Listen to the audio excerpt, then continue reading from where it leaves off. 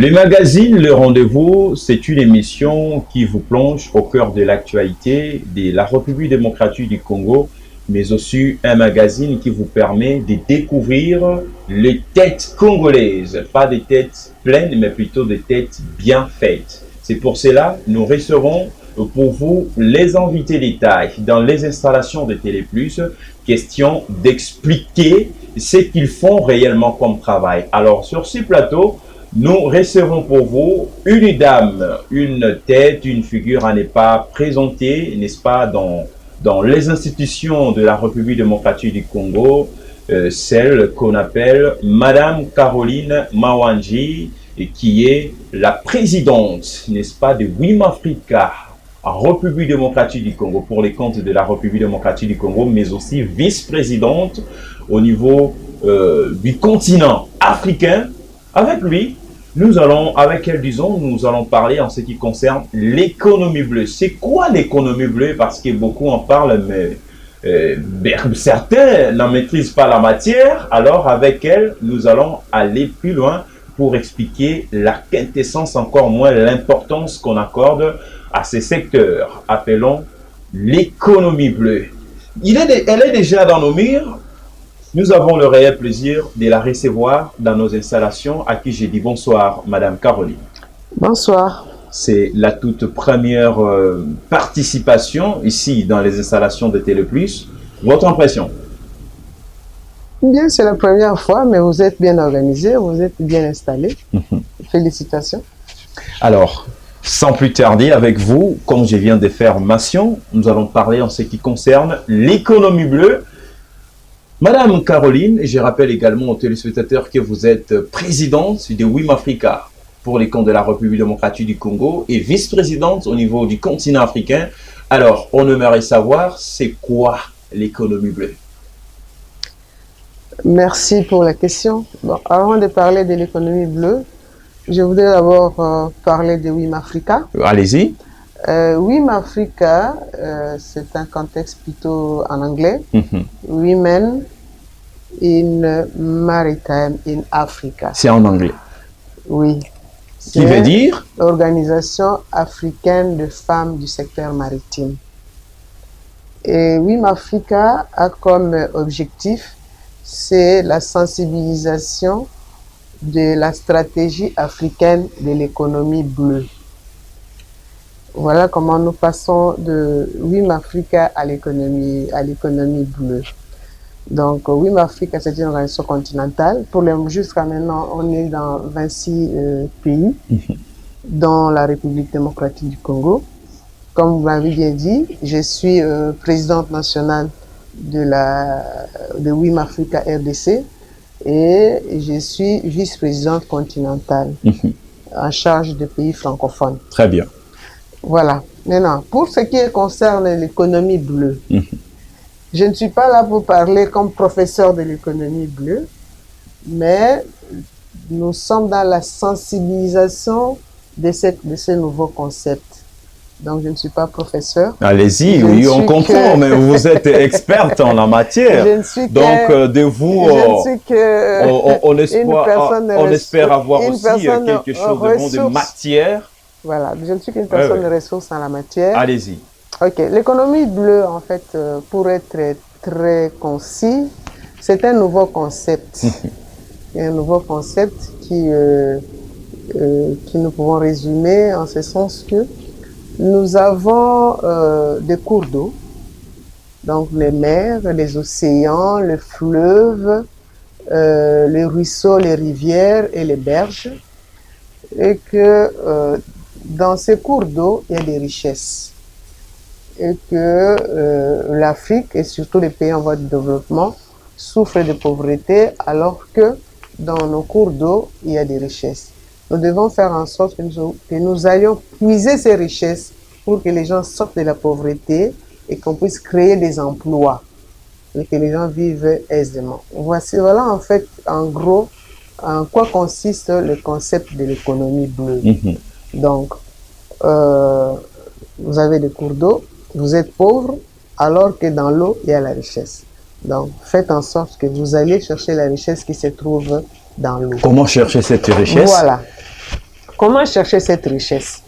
Alors, nous avons les domaines où nous pouvons trouver des richesses. Nous disons, le premier domaine, nous parlons le domaine du commerce. 90% des échanges passent par la mer. 90% des échanges, donc du commerce extérieur mondial, passent par transit ou passent par la mer. Donc, dans ces domaines-là, nous avons déjà les transports maritimes. Donc, il y a les transports. Donc, quand on parle de transport, c'est parce qu'il y a un déplacement d'un lieu à un autre. À un autre. Alors, donc, quand on parle d'un lieu à un autre, dans le cas de transport maritime, donc on parle d'un port à un autre port. Exact. N'est-ce pas? Donc, à ce moment-là, nous avons le maritime. D'un pays à un autre, en quelque sorte. Voilà, d'un pays à un autre pays, d'un port à un autre port. OK. Donc, au regard de cela, nous avons les ports qui interviennent et nous avons le transport qui s'effectue par voie de par des instruments, des équipements que nous appelons les navires, n'est-ce pas? Donc à ce moment-là, nous avons déjà les ports, nous avons les navires. Et un autre domaine que nous pouvons aussi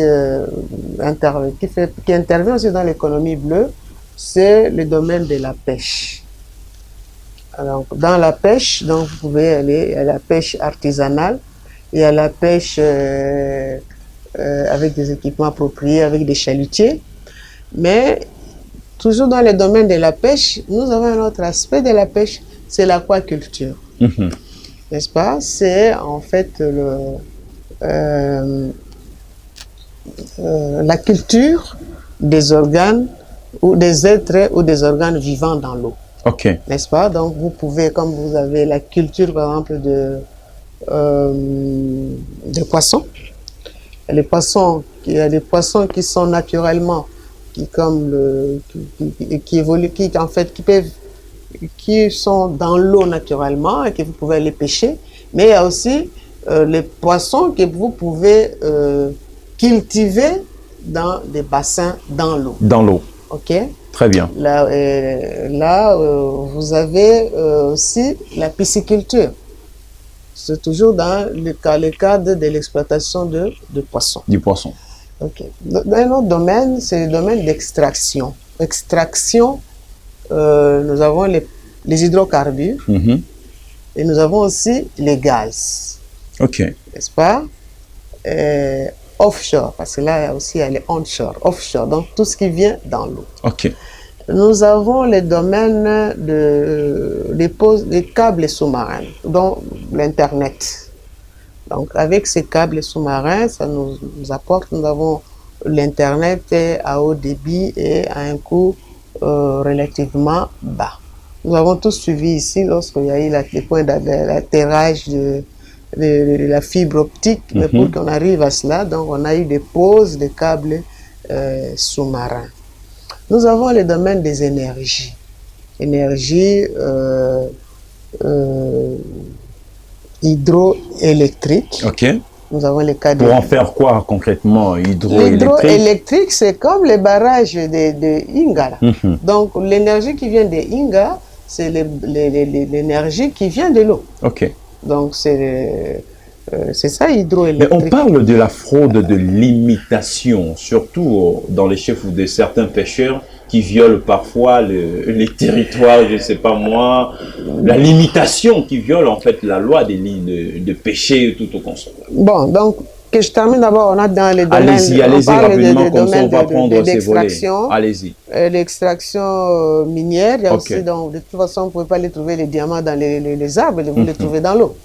Donc, l'extraction minière, voilà un peu les quelques, disons, domaines où nous pouvons avoir des richesses qui sont dans l'eau et que nous pouvons aller récupérer pour que les gens deviennent un peu plus riches. Parce que nous avons l'adage ici, on parle souvent des poissons mères de vieillesse. Il n'est pas normal que les poissons puissent mourir de vieillesse et que les populations qui sont autour de ces rivières ou de ces lacs puissent mourir de pauvreté et de faim. Donc, ce sont des situations auxquelles... Les problèmes, c'est quoi? On n'exploite pas ou comment? L'Union africaine veut en fait que vous puissiez sortir de tous ces adages-là et que vous puissiez plutôt que les gens puissent devenir riches et que les jeunes trouvent de l'emploi et qu'on assure une meilleure vie, un bien-être aux populations plutôt que de rester dans les adages. Bien. Maintenant, vous avez posé une autre question qui est un peu plus technique, là. C'est par rapport à la délimitation des frontières. Exact, la délimitation des frontières surtout. La délimitation... On viole la loi. La délimitation des frontières est liée à la Convention des Nations Unies sur le droit de la mer. Vous vous rappelez, je crois, en 2012, la RDC a déposé les instruments de ratification de cette Convention des Nations Unies sur le droit de la mer. Donc, à ce jour, la République démocratique du Congo est membre, a ratifié la Convention des Nations Unies sur le droit de la mer.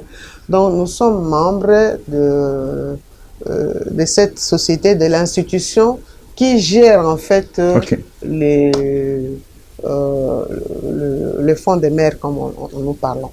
Alors maintenant, par rapport à cette convention, il y a ce que nous appelons l'extension, en fait, les extensions.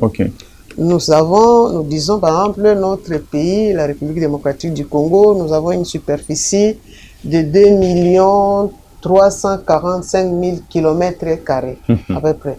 Maintenant, par rapport à la ligne de base, la Convention des Nations Unies sur le droit de la mer nous autorise à aller au-delà. Ça signifie qu'à partir de la ligne de base, nous pouvons avancer dans l'océan par rapport à nous, parce que nos 40 km de côte, nous pouvons aller jusqu'à 350 km dans l'océan.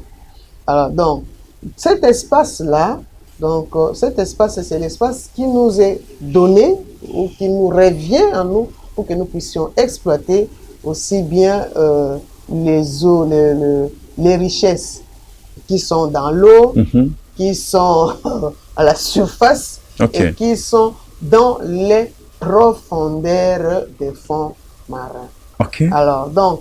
Et comment mesurer ces fonds marins là? Mais il y a une autorité qui gère cela.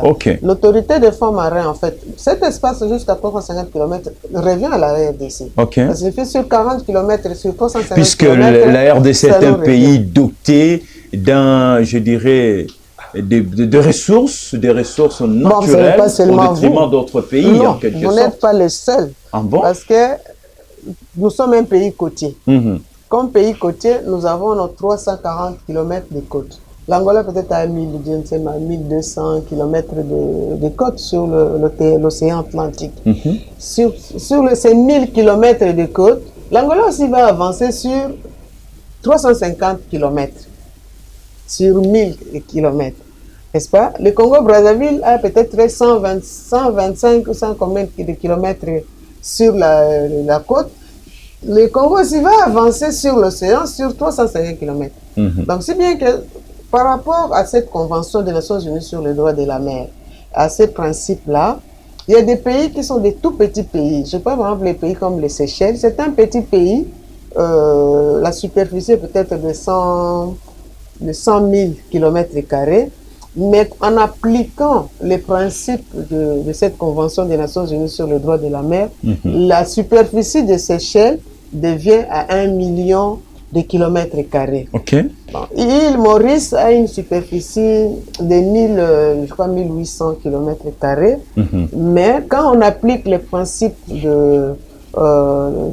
édictés par la Convention des Nations Unies sur la mer par rapport aux limites territoriales, et des zones d'exploitation exclusive. En début de la superficie de l'île Maurice devient de 1 800 000 km².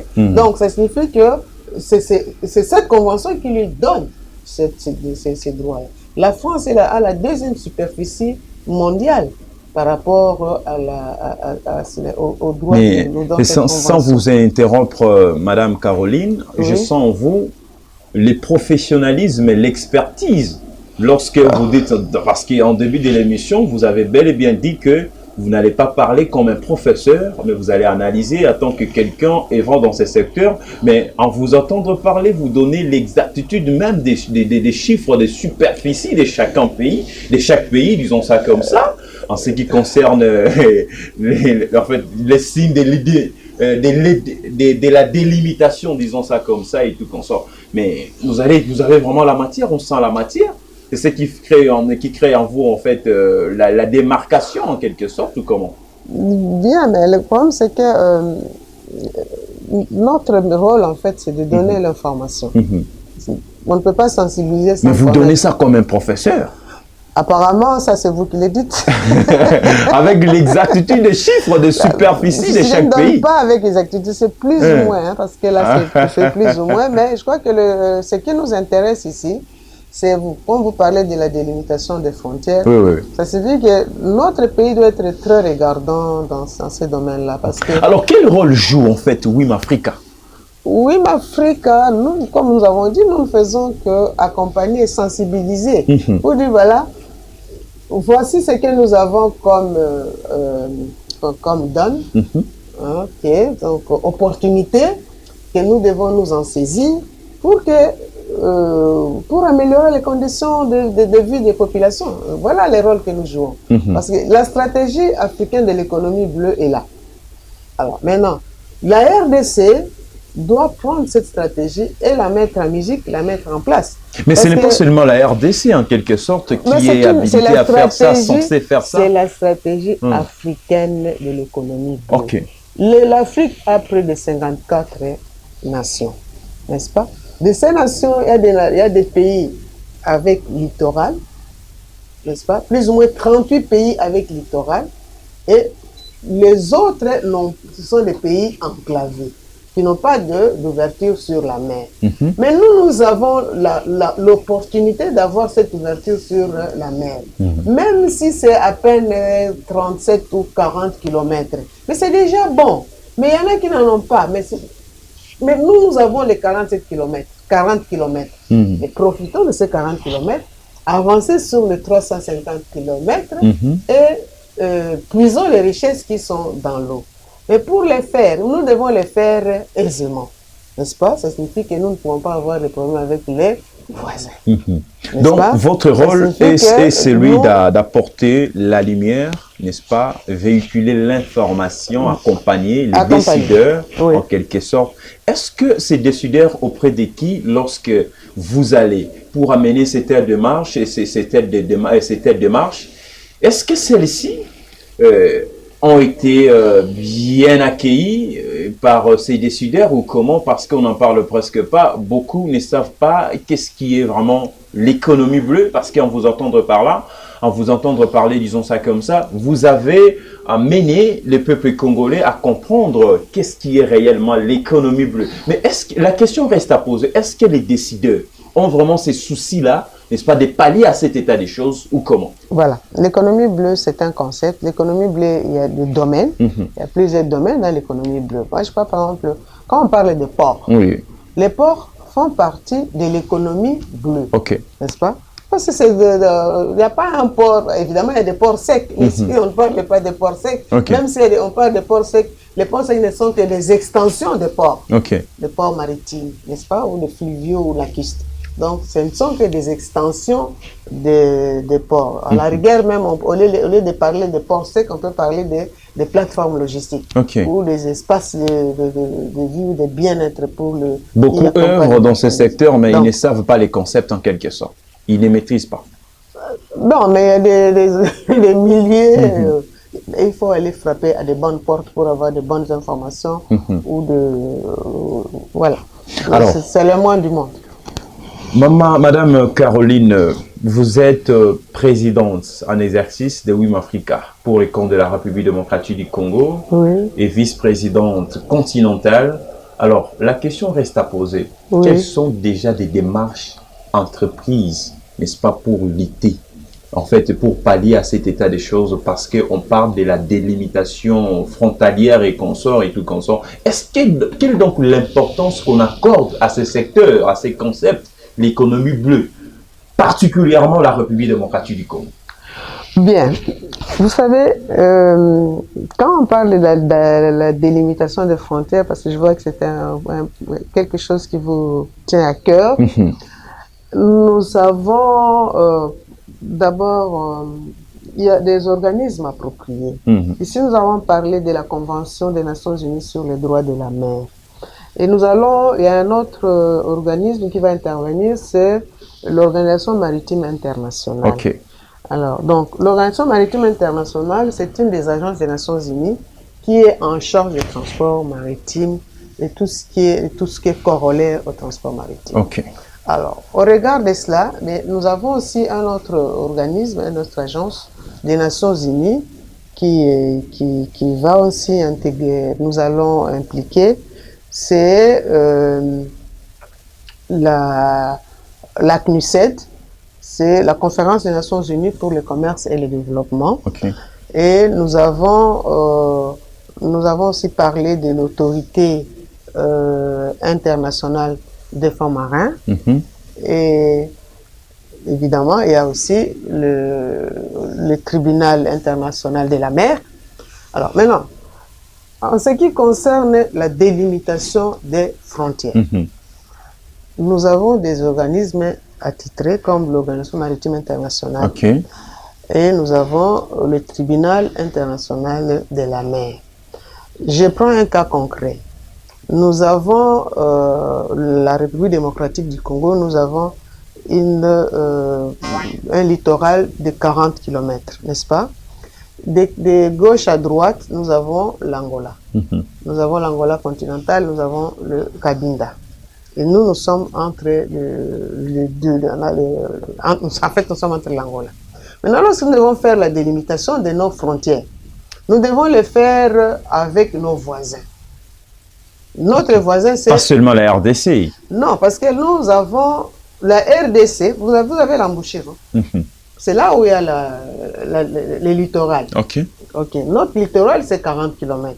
À gauche, nous avons l'Angola continentale et puis nous avons le Cabinda. Cabinda, c'est toujours l'Angola. Alors, nous sommes là-dedans.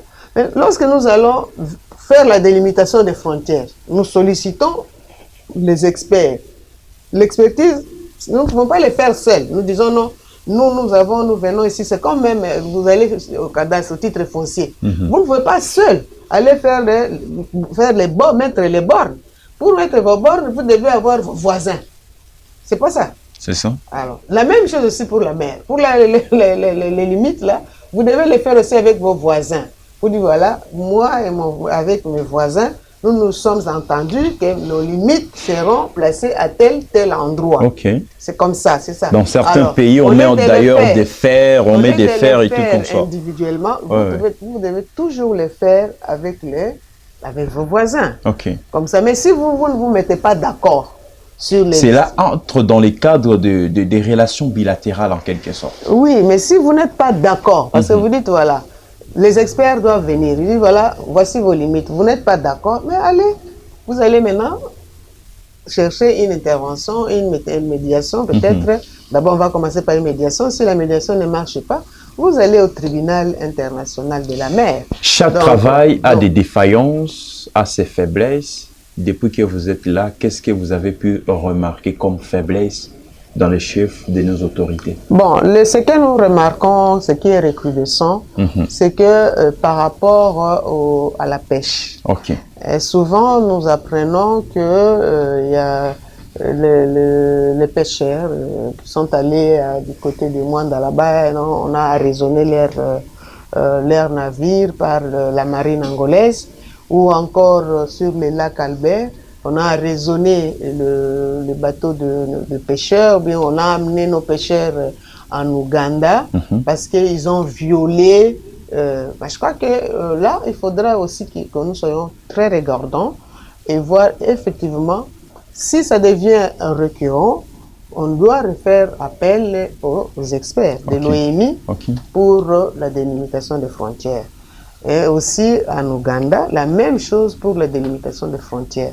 De façon à ce qu'à partir du moment où on aura tous la même entendement, la même compréhension de cet aspect des frontières maritimes, je crois que le problème ne se poserait pas. À la rigueur, même, il y aurait des patrouilles mixtes entre nos pays. Très bien. Alors, je reviens encore sur cet aspect-là parce que souvent, on parle aussi de l'exploitation de pétrole ou des hydrocarbures au niveau entre l'Angola et la RDC. Et la RDC. Alors, on revient aussi souvent pour dire non, les autres, l'Angola, c'est même pas dire, je sais s'ils volent, ils prennent l'Angola prend les carburants de la... Illégalement. Bah, mais si vous estimez que c'est illégal... Oui, l'Angola exploite illégalement... Si vous estimez que l'Angola exploite illégalement le pétrole, mais pourquoi vous croisez les bras? Mais allez au niveau des instances qui doivent vous départager. Parce que si vous estimez que vous êtes dans votre droit, et que vous ne faites rien, ça signifie que quelque part... C'est qu'on ne les fait pas. Bah, au niveau de la hiérarchie, ça ne se fait pas. Je ne dis pas que ça ne se fait pas, mais je dis que quand vous estimez que vos droits sont lésés,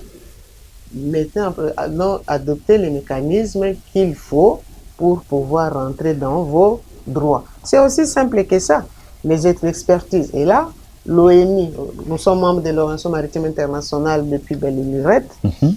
L'ONU vient de fêter ses 70 ans, ça signifie que si nous sommes membres, c'est depuis notre accession à l'indépendance. Nous allons bientôt fêter 61 ans, non, de l'indépendance. Ça signifie que nous sommes membres dans cette structure. Faisons appel à leur expertise. Ils viendront et ils vont nous fixer sur ce qui est nos droits. J'aimerais qu'ensemble avec vous, puissions analyser les programmes du premier gouvernement de l'Union sacrée, dit des Warriors. Ouais. On n'a pas élaboré les sujets ayant trait à l'économie bleue. Vous ne pensez pas que ce secteur est-il négligé, quand bien même par nos autorités, en quelque sorte? Bien, je ne peux pas Parce que le Premier ministre, lors de sa présentation, lors de la présentation de son gouvernement, je dirais les jours de l'investiture, on n'a pas parlé de l'économie bleue, en quelque sorte, le secteur est négligé. Bon, je ne peux pas dire que...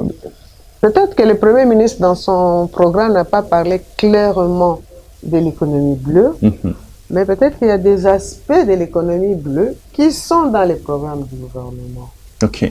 J'ai entendu parler des ports des bananas, des ports de Matadi, des ports de Boma. Bon, ce sont des aspects de l'économie bleue. Alors, maintenant... Mais on n'a pas expliqué clairement les concepts. Maintenant, on n'a pas parlé clairement du concept économie bleue dans les programmes du gouvernement. Mais il y a des aspects de l'économie bleue qui sont dans les programmes du gouvernement. Ok. Alors, si je prends par exemple, il y a le ministère de la pêche, n'est-ce pas? Mais la pêche, c'est un des aspects de l'économie bleue. Alors, maintenant, il faudrait au même moment quand on parle de la pêche, il faudrait maintenant qu'on intègre l'aquaculture. Parce que, même ailleurs, on parle toujours du ministère de la pêche et élevage. Aquaculture. Élevage et aquaculture. Parce que là, l'élevage et l'aquaculture, c'est l'élevage aussi, mais de poissons et des autres organes vivants dans l'eau, comme comme quoi, par exemple? Les algues. Les algues, avec les algues, on peut faire faire les médicaments, on peut aussi les consommer comme salade. Il y a les coquilles Saint-Jacques, par exemple, sont produits aussi. C'est aussi un élevage. On peut produire soit les perles en faisant cet élevage-là. Alors donc, il y a tous ces aspects-là. Ça se dit, même si on ne le dit pas clairement économie bleue, mais on a pris ça de façon qu'on a intégré. Mais notre souhait à nous est que nous arrivions, comme dans d'autres pays, à avoir un département ou une structure qui, effectivement, parle de l'économie bleue. Parce qu'il y a de l'économie bleue, en fait. C'est ce que souhaite l'Union africaine. que ce soit au niveau du cabinet du Premier Donc ministre. c'est que jusqu'à preuve du contraire, jusqu'à preuve du contraire, on n'accorde jamais l'importance. L'importance à ces secteurs économiques en République démocratique du Congo. Bon, en fait, on ne parle pas de ces concepts en RDC. En République démocratique, ce concept n'est pas autant valorisé qu'ailleurs. Parce qu'in fine, nous, comme pays de l'Union africaine, nous devons aussi élaborer la stratégie de l'économie bleue de la RDC. Voilà l'expression qui convient à la place qu'il faut. Allez-y. La RDC devra aussi élaborer sa stratégie de l'économie bleue. Mais pour qu'on y arrive, il faudrait qu'on lui donne une place de choix, qu'on donne l'occasion à ceux qui doivent le faire de l'intégrer dans les structures appropriées. Vous ne voyez pas que ce sont les décideurs qui sont à la base de cette situation? Vous accusez indirectement les autorités congolaises? Je n'accuse personne. Je crois que si on n'accuse personne. Parce que moi, je crois que nous devons plutôt profiter de l'opportunité. Aujourd'hui, le président de la République, notre président Félix Antoine Tshisekedi Tshilombo, le chef de l'État de la République démocratique du Congo, mais il est aussi président de l'Union africaine. Exact. Président en exercice de l'Union africaine. Président en exercice de l'Union africaine. Voilà. Nous souhaiterions que pendant son mandat, que cette stratégie puisse être mise en œuvre en RDC. Évidemment, il y a d'autres stratégies. La stratégie africaine de l'économie bleue. Évidemment, il y a aussi la stratégie africaine pour l'autonomisation de la femme africaine. Donc, ça, ce sont ces stratégies que nous voulons qu'on puisse mettre en place. Mais du moins, puisque cette stratégie est corollaire à la création d'emplois, corollaire à la création de richesses, je crois que sa mise en œuvre dans les meilleurs délais... Corollaire à la maximisation de recettes, n'est-ce pas, du moi, je préfère public. parler d'abord par créer la richesse, parce que quand on crée la richesse, la suite va de soi. Parce qu'on crée la richesse, on crée l'emploi, c'est parce que ceux qui vont travailler vont payer les impôts. Quand ils payent les impôts, ça signifie qu'on maximise le recette. Parce que quand on parle de maximiser, c'est par rapport aux revenus de l'État. Ça, c'est une bonne chose. Très bien. Alors, Madame Caroline, vous êtes présidente en exercice de WIM Africa RDC et présidente, vice-présidente continentale. Alors, vous êtes en votre deuxième mandat, donc parce que là-bas, à WIM Africa, un mandat valu à combien évalue à 3 ans? Le mandat, c'est 3 ans, oui. À 3 ans. Alors, quel bilan faites-vous depuis que vous êtes à la tête de WIM Africa?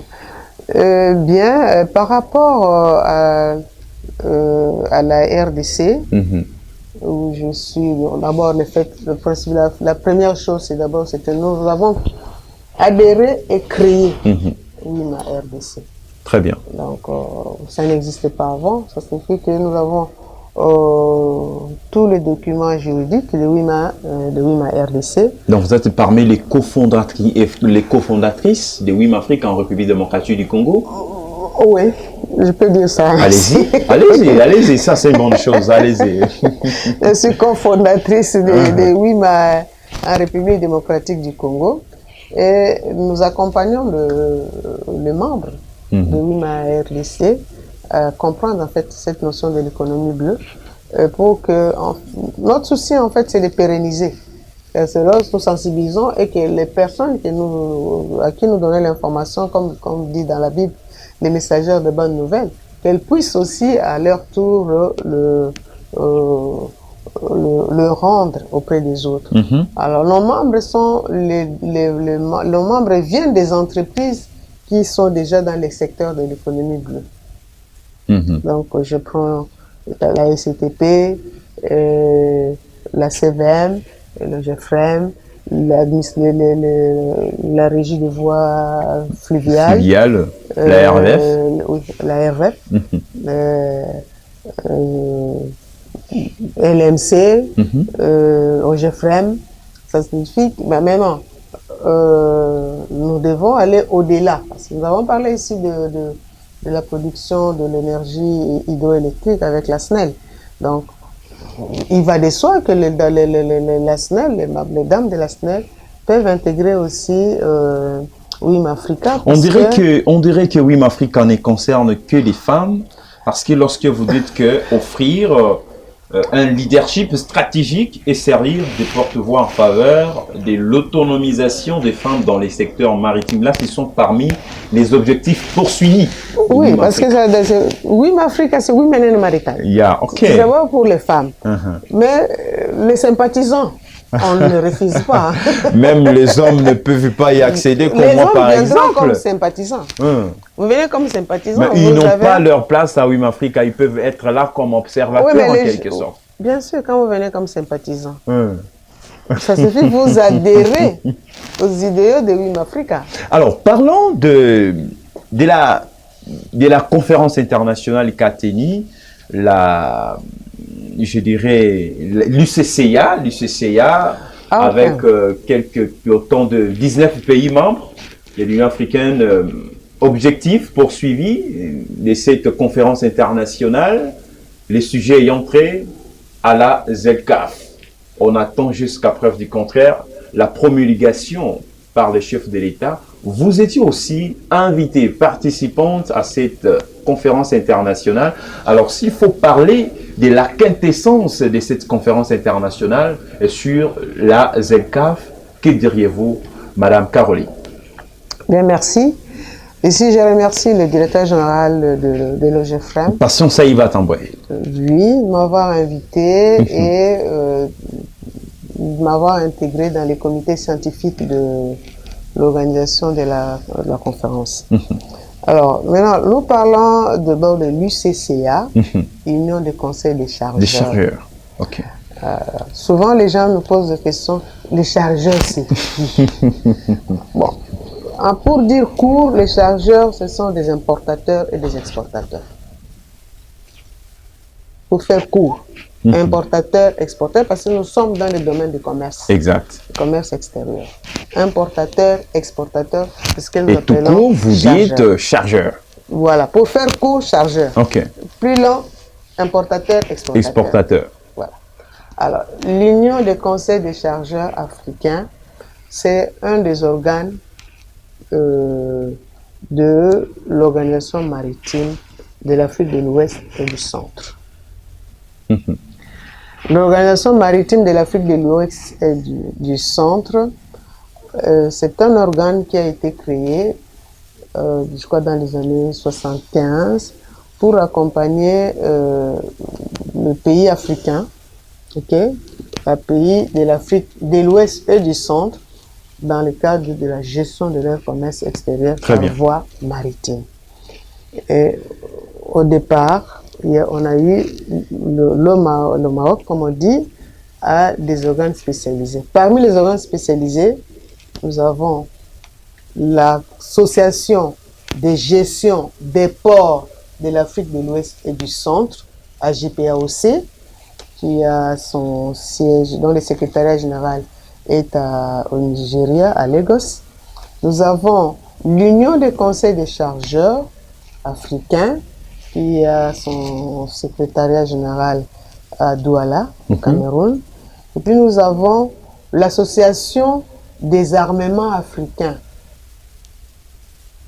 Quand on parle armement africain, donc armement national, les armements nationaux, donc les armements, non, pardon, les compagnies maritimes, ça, quand on parle armement, c'est pas les armes, c'est compagnie pas les armes, c'est pas les armes, c'est compagnie maritime nationale, donc où l'État est de l'État.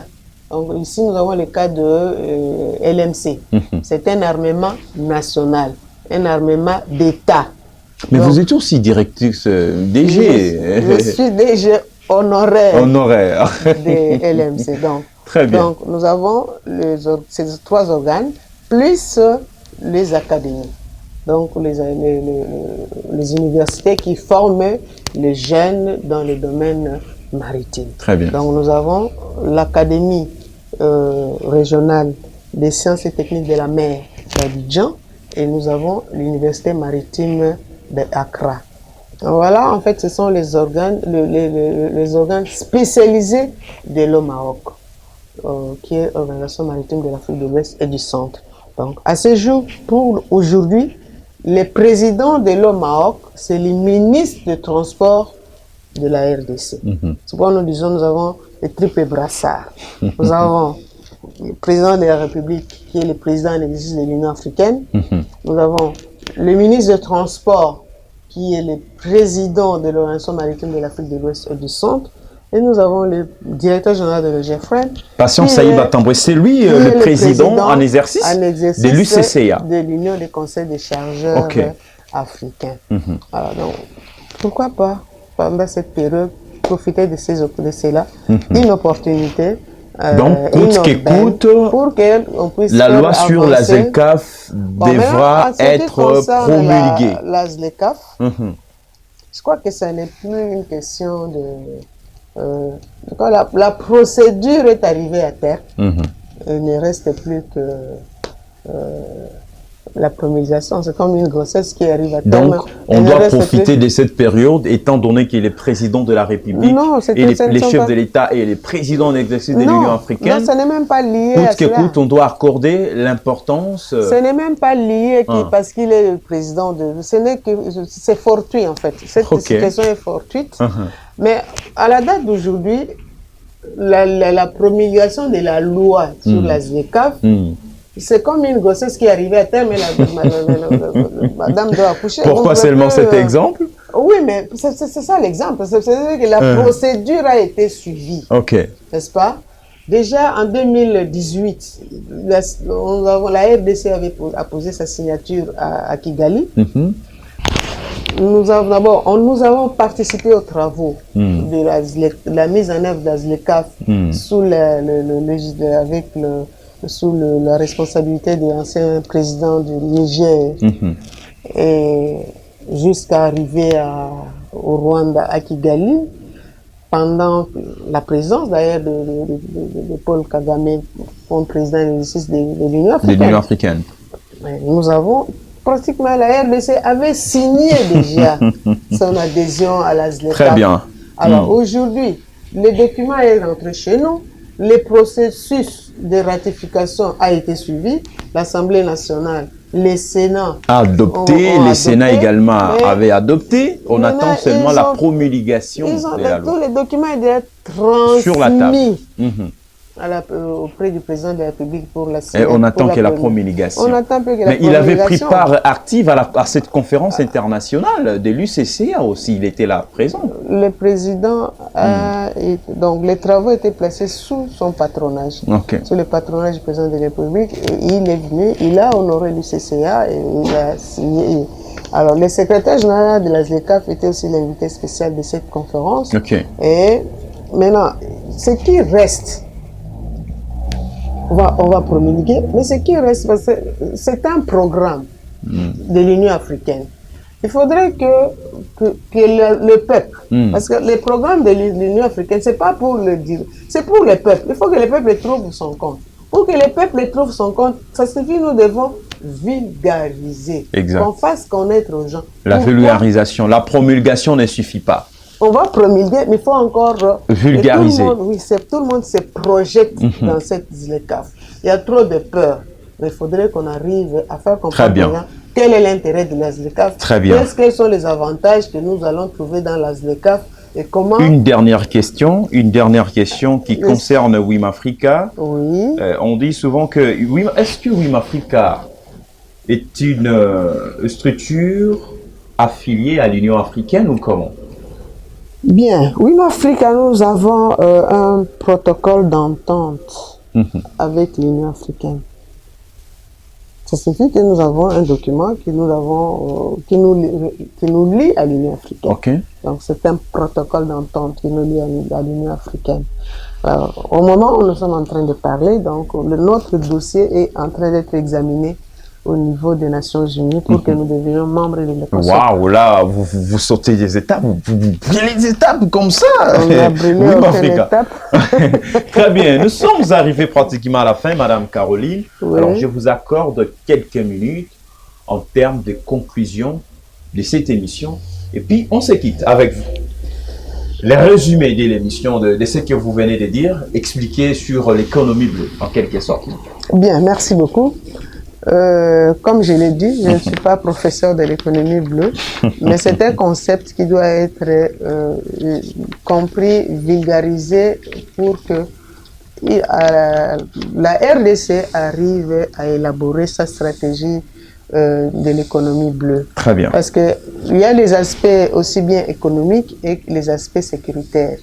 Les aspects sécuritaires, parce que nous devons arriver à élaborer ou à créer des structures appropriées, comme l'action de l'État en mer, que nous n'avons pas. Ça signifie que quand nous parlons de la délimitation des frontières, nous devons en fait arriver à établir des structures appropriées.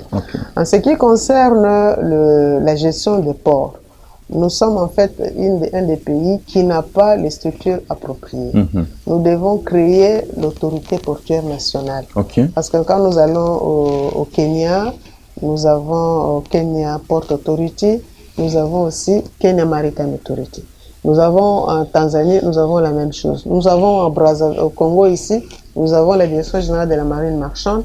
Alors, ça signifie que ce sont des structures, que ce soit dans les CER, comme nous disons, le Comité économique, Commission économique régionale, comme la SADC, la CEAC.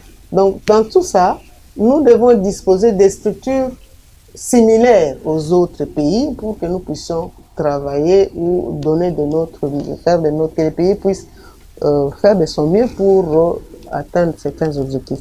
Quand ces structures nous manquent, parfois ça pose problème. Donc, ce que nous souhaitons, dans le cadre de cette émission, que si les autorités sont en train de suivre, que certaines structures soient créées. De toute façon, on crée toujours de l'emploi. Créer la structure, ça signifie l'autorité portuaire nationale. Et quand on parle de l'autorité portuaire nationale, ce n'est pas seulement pour gérer les 3 ports maritimes, non. C'est pour gérer tous les ports de la République démocratique du Congo, les ports maritimes, fluviaux et lacustres. Donc nous en avons plus ou moins 300 ports. Alors quand vous avez 300 ports et que vous gérez, que vous avez des regards seulement sur 3 et que les 297 autres ne sont pas regardés, là ça pose problème. Alors nous avons aussi le souci des connexions, des infrastructures. Parce que nous sommes membres des corridors. Nous avons le corridor nord, le corridor central, le corridor Val-Visbé-Ndola-Lubumbashi. Donc, la RDC, même si nous avons 30-40 km de littoral, mais nous sommes aussi un pays enclavé. Très bien. On nous fait déjà signe. On a largement débordé. On doit faciliter cette connectivité avec dans tous ces corridors. Très bien. Il ne faut pas que les routes bitumées s'arrêtent à nos frontières. Non. Non. Que ça continue. Vraiment. Merci. Voilà. Merci beaucoup. Voilà. C'était là Madame Caroline Mawanji, celle qui était l'invité principal de ce magazine, Le Rendez-vous, sur les installations des Télé Plus. Elle a émis son vœu sur l'économie bleue. Beaucoup ne connaissent pas qu'est-ce qui est l'économie bleue.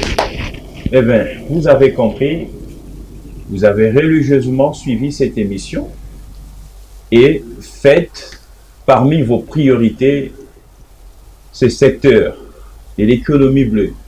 Vos priorités, pourquoi pas. Et surtout, le chef de l'État, je vous interpelle aussi, parmi vos priorités, faites aussi de l'économie bleue vos priorités. Ce qui sera une très bonne chose parce qu'on a comme l'impression que c'est un secteur négligé. On n'en parle presque pas. Dans les programmes du gouvernement, de l'Union sacrée, dit des Warriors, on n'a pas épinglé, pas clairement, disons ça comme ça, les sujets ayant trait à l'économie bleue. Ça n'est donc suivi et ça n'est donc fini. Merci à vous, Madame Caroline Marangi, Je de vous nous avoir remercie. honorés. Et je rappelle aux téléspectateurs que ce ne sera pas toute la dernière fois que vous soyez la prochaine invitée dans les installations de Télé Plus. Je suis prête.